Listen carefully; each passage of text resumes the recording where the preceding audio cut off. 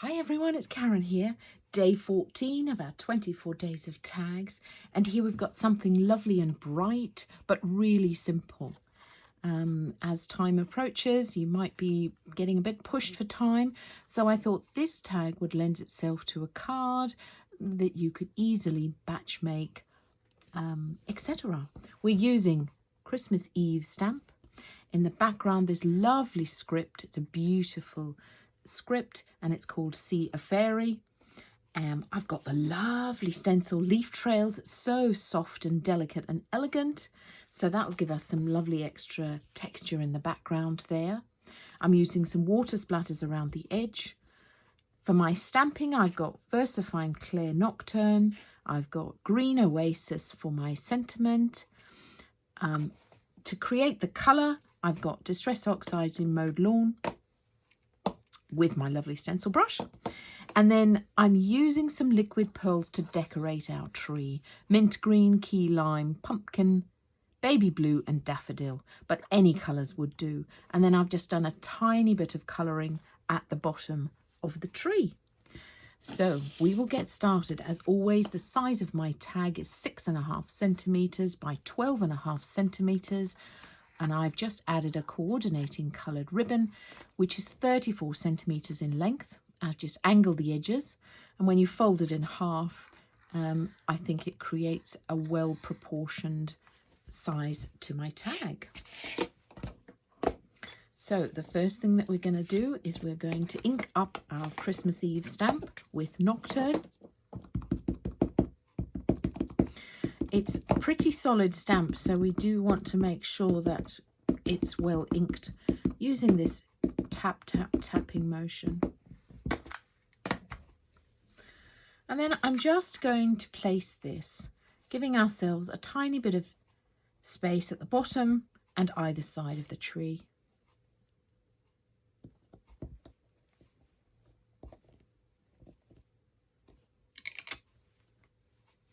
Lovely. And then we're going to go straight on with our leaf trail stencil and pick up Mauve Lawn. Using this lovely soft stencil brush, pick up a bit onto my brush.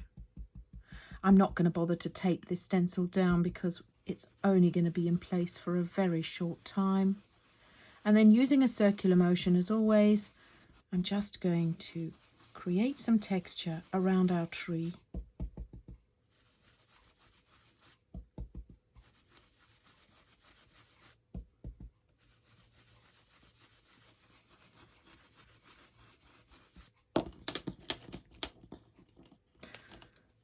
So there, you can see that's so soft and lovely.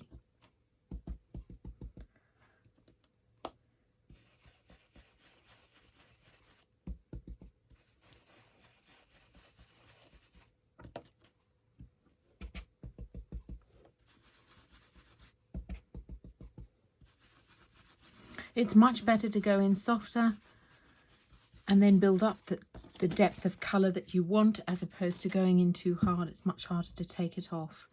So there we have our stenciling, and now I'm just going to go back in with exactly the same colour.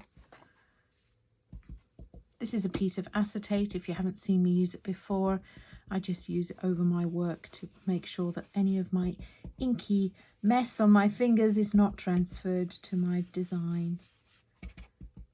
And you can see now I'm just creating some colour, and because we placed that stencil down first, we're going to get that lovely texture in the background.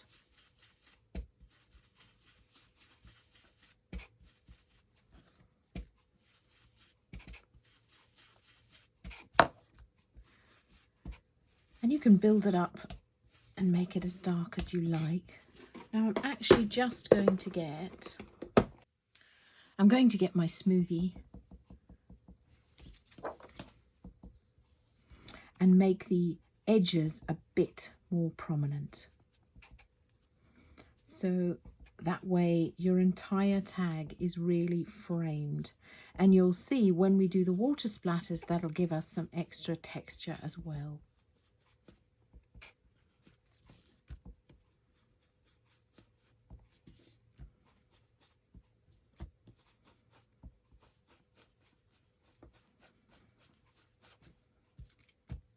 I'm getting a bit of fluff on this card. That's from my smoothie. These smoothies are obviously well loved. I do wash them every couple of months in the washing machine, but these are certainly well used and well loved, so they're starting to disintegrate there. But that is after a great deal of use. It sees through my workshops, etc. Okay, and now we're going to pop our sentiment in the background. We've got Green Oasis, and I'm just going to ink up this beautiful stamp, Believe in the Magic as Fairies Do. And using a separate piece of paper, I'm just going to stamp it off once. Once would have been fine. I wasn't sure if I'd done it twice in the past. So stamp off once and onto our tag.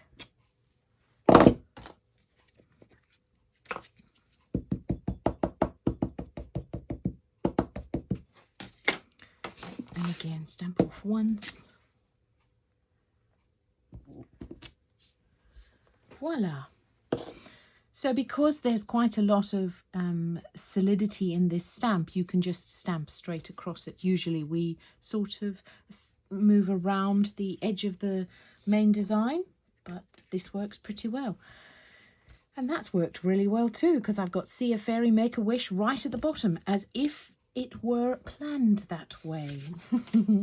Now, I'm just going to create some water splatters around the edge of my tag. So to do that, I'm just going to pop a bit of water from my spritzy bottle into my hand, tap the first bit off, and then I'm just going to clap all the way around the edge of the tag. And then dab it off. It's not very dramatic, but it's just a bit of extra texture. And then we're going to have fun with our liquid pearls, and obviously you can choose any colours. There's random smoothies in the way. You can choose any colours that you like. Just talking about liquid pearls versus glossy accents, which some people use. They are lovely. They create a bit more of a raised edge. They take longer to dry though, and so I prefer the colour range that the liquid pearls offers. And then I've just chosen a variety of colours. I chose a bright yellow to give me some extra pop, and then some more subtle colours for the rest of the Christmas tree. So as always, you'll see me take a tiny bit off. That enables me to decide how much pressure I need to apply to get the relevant size dot that I want. And if you press down harder, then the liquid pearls squishes towards the paper and you don't get such a raised dot. So I'll just fill in all these baubles and stars on the tree. Completely random. I'm not overthinking this. You can see how quickly I'm going to do this. Just picking up different places, picking in different sized baubles. This is a fabulous little stamp.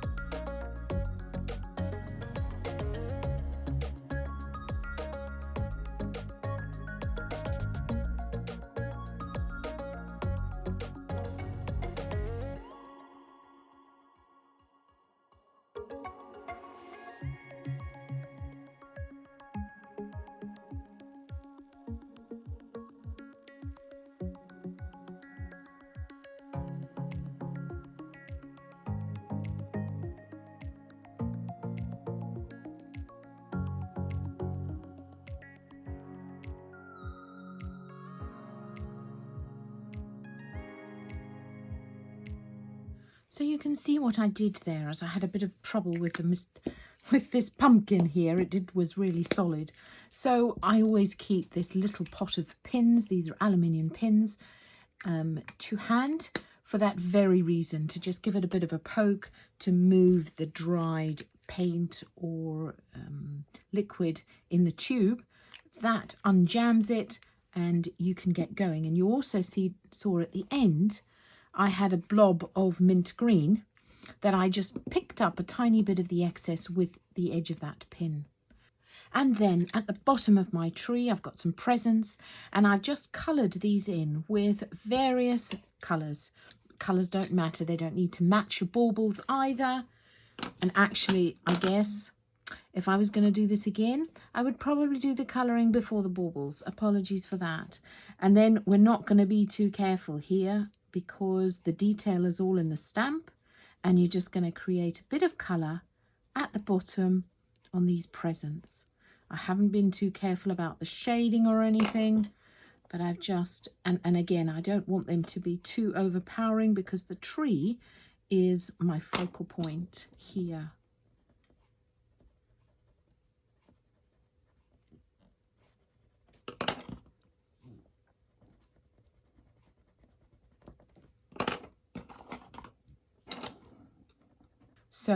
So there we go. Now we can just punch a hole in the top, thread our ribbon through. Thanks so much for watching. I'd love to see what you make. Bye for now.